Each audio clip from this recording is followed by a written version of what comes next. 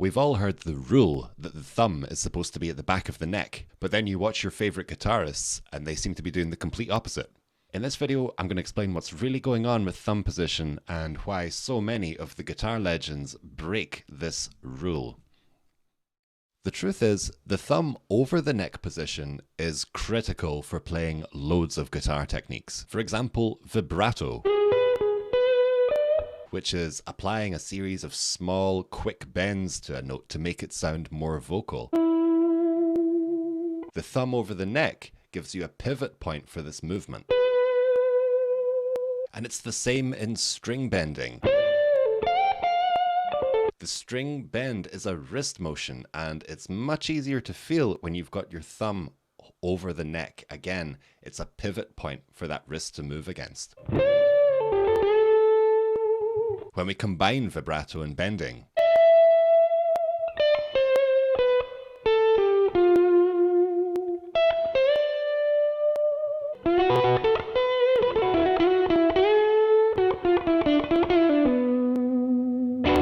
when we're playing fast bending licks, where it's too quick for the fingers to be doing all the work, and we need to delegate the bending to the wrist while the fingers play the actual lick. When we're playing funky sounding single note based riffs, when playing Hendrix style chords,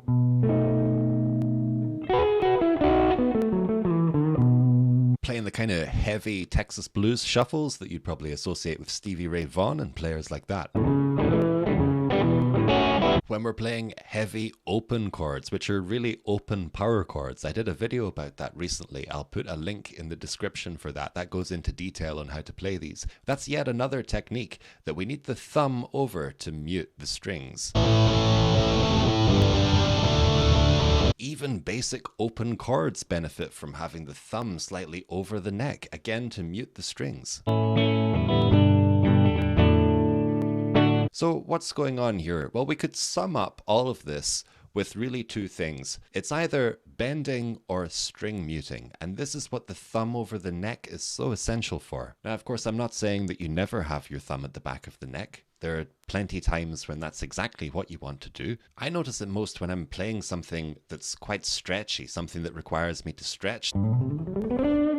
The thumb goes straight to the back of the neck. Or when you're playing chord-based stuff and you want the notes to ring really clearly, that's another time where you'd have your thumb at the back of the neck because that allows the fingers to arch more.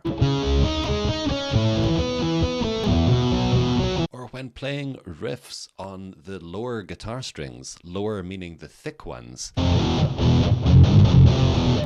you really want to get that thumb round at the back of the neck so that you can reach those frets. In a nutshell, the difference between the two positions is this. The thumb at the back of the neck allows your fingers to stretch and arch more. The thumb over the neck gives you far more control over individual notes, from bending and vibrato and muting the strings around them so that they come out really clearly. Let me show you what I mean about the two different positions. So if you just grab your guitar, when your thumb is at the back of the neck, your fingers are able to do their maximum stretch. But as you bring the thumb over, watch what happens to the fingers.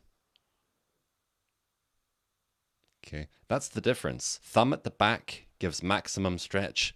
Thumb over decreases the stretch. So it might seem like a bit of a disadvantage, but it's not, because it gives you all this control. So the real deal here is that it's not a blanket rule. It's not put your thumb at the back of the neck and keep it there, or never put it at the back of the neck and only have it over. It's not as simple as that. It depends on what you're doing. And there are degrees of thumb position as well. So the thumb can come up a little bit, but not be hanging over. The hanging over, that's like the extreme end. And then being right at the back, like classical position, that's the extreme end of that. There's degrees in between, and you need to set your thumb up appropriately for what you're doing. The thumb is actually a very dynamic part of guitar playing. It's not rooted to one spot. It's moving around depending on what you're doing to make it easier for your hands to get into the positions you need to be in to play the stuff you want to play. Something that's kind of funny about this, people still talking about this like this is a rule to have the thumb at the back of the neck.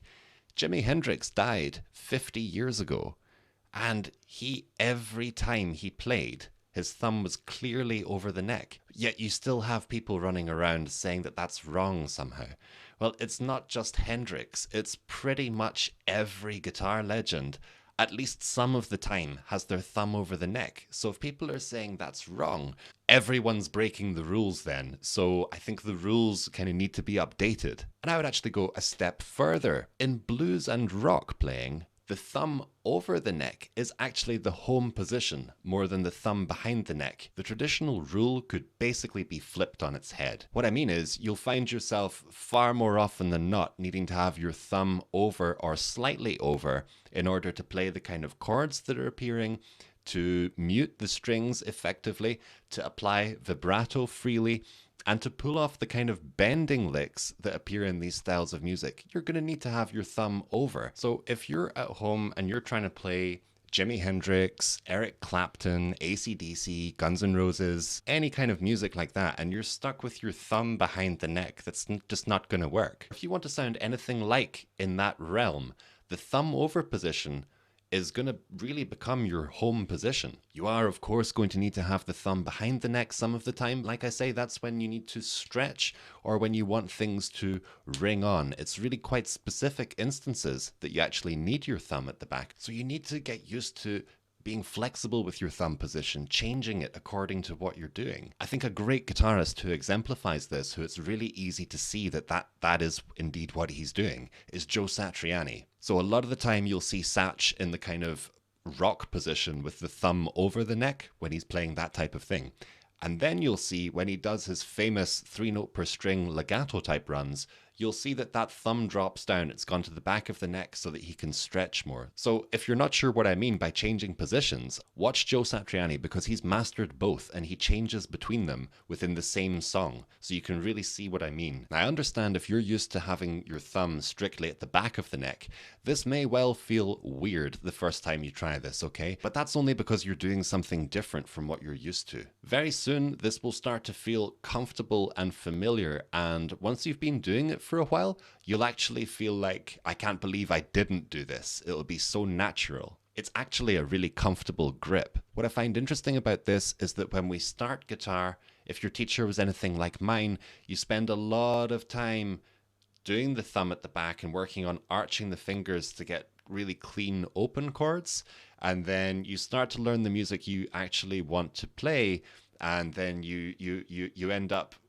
sort of going like that and doing it differently to what you were first taught. I find it interesting because the thumb up and over the neck is actually the lazier, easier of the two postures. Once you get used to this, having this thumb over, you'll find it really, really comfortable grip. The neck is right there in the palm of your hand and it just feels so under control. It's great. So I wanted to make this video to show you the actual differences between the two techniques and give you the confidence to be more fluid with your thumb position so that you can use it correctly for the type of playing that you want to do. I'd love to know how you get on with this, so leave a comment. If you feel like this video has helped clear up some questions you had about thumb position, hit the like button and subscribe to the channel for more videos like this in future. Alright, thanks for stopping by. I'll see you next time.